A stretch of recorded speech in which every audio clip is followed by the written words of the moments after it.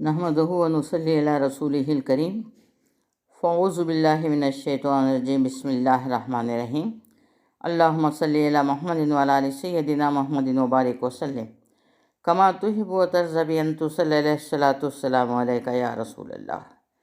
ذرا غور کرو، تمہاری مستقبل کی فیروز مندی کے لیے، تمہارے مستقبل کو درخشاں کرنے کے لیے پیارے آقا صلی اللہ علیہ وسلم کیسا انداز اختیار فرما رہے ہیں اور کہہ رہے ہیں، سنو، ہمیں بدلہ چاہیے، ایسا بدلہ نہیں جس کی ہمیں ضرورت ہے، ایسا بدلہ جس کی تمہیں ضرورت ہے۔ اور سنو، ہم جو بدلہ مانگتے ہیں ہمارے لیے اس کا مانگنا اس لیے ضروری ہے کہ اس میں سراسر تمہارا فائدہ ہے۔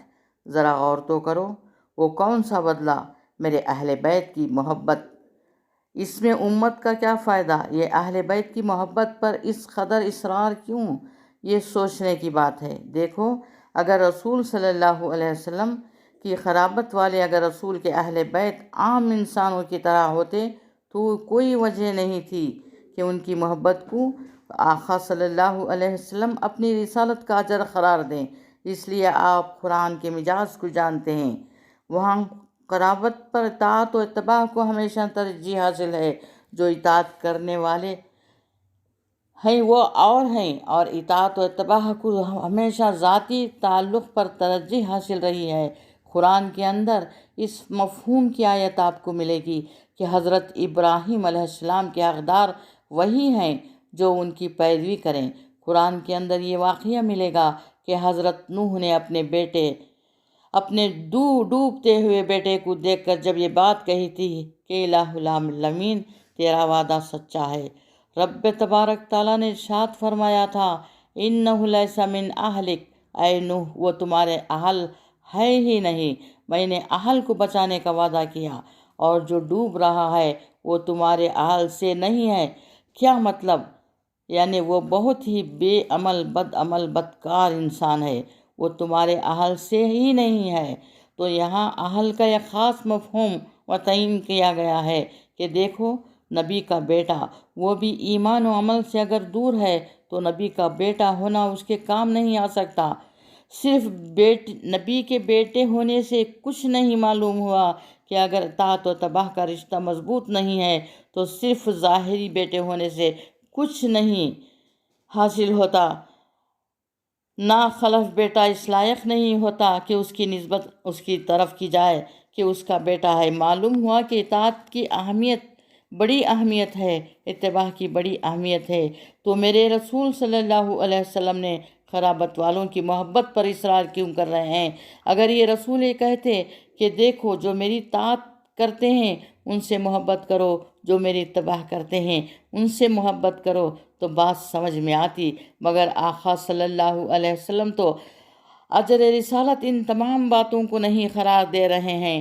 ٹھیک ہے، خلفائے راشدین کی بھی اتباع کو ضروری قرار دیا، صحابہ کی پیروی کو بھی غیر ضروری قرار دیا، مگر اجر رسالت کے طور پر جس چیز کو آقا صلی اللہ علیہ وسلم مانگ رہے ہیں وہ اپنے قرابت داروں کی محبت مانگ رہے ہیں۔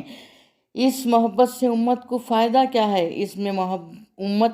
اس محبت میں امت کے لیے رکھا کیا ہے؟ دوستو، محبت کے اندر ایک جذب، ایک کشش ہوتی ہے۔ محبت کرنے والے اس حقیقت کو سمجھتے ہیں، یہ کوئی عقلی استدلال والی چیز نہیں ہے کہ ہم عقل و استدلال کے روشنی میں سمجھائیں کہ محبت کے جذب و کشش کا عالم کیا ہوتا ہے۔ یہ ایک وجدانی چیز ہے، یہ ایک ایسی چیز ہے کہ جو محبت کرتا ہے وہی سمجھتا ہے کہ محبت کیا ہے۔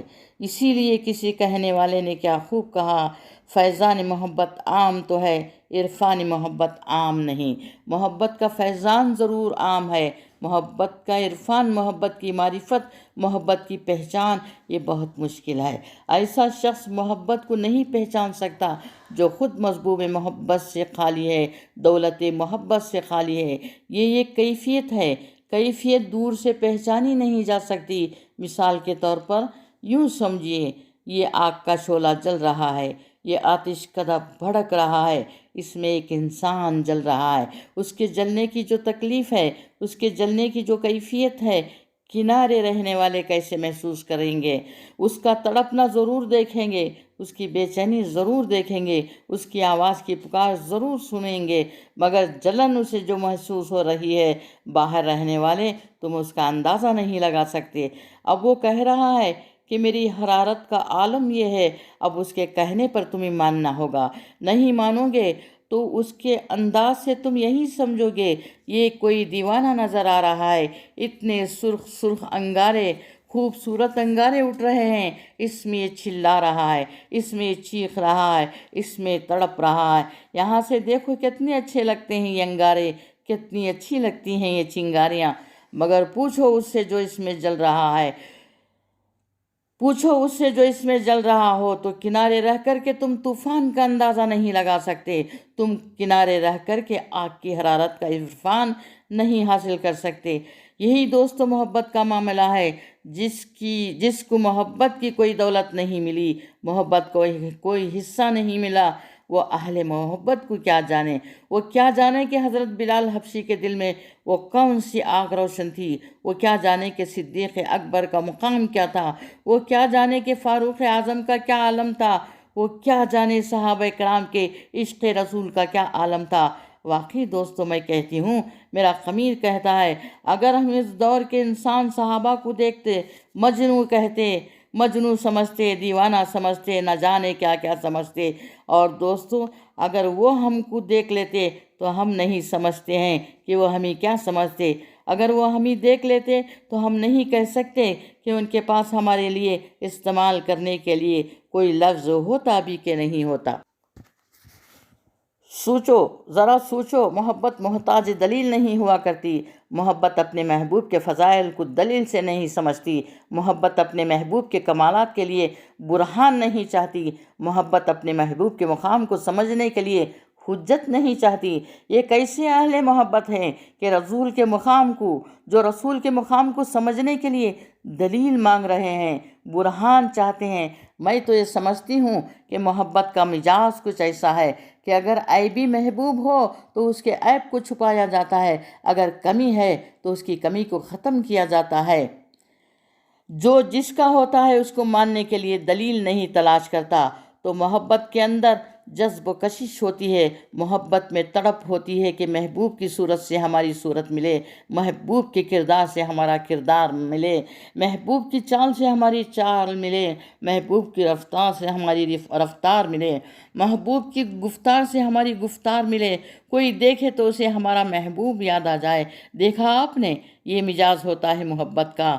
تو آقا صلی اللہ علیہ وسلم نے دیکھا اپنے اہل بیت کی رفتار کو، اپنے اہل بیت کی گفتار کو، اپنے اہل بیت کے کردار کو۔ بڑا بھروسہ تھا رسول صلی اللہ علیہ وسلم کو اپنے اہل بیت پر۔ تو سوچا کہ جب امت ان کی محبت میں گرفتار ہو جائے گی تو ہم اس امت سے جو چاہتے ہیں وہی چیز حاصل ہوگی۔ واقعی یہ امت صحیح اسلام والی امت بن جائے گی۔ لہٰذا میرے آقا صلی اللہ علیہ وسلم نے سوچا کہ اپنی محبت سے صرف لفظوں میں کہہ دیا جائے کہ تم میرا اگر کچھ بھی احسان مانتے ہو تو اس کے بدلے میں مجھے یہی دو کہ میرے اہل بیت سے محبت کرو۔ اللہم صلی علی محمد وعلی آل سیدنا محمد وبارک وسلم۔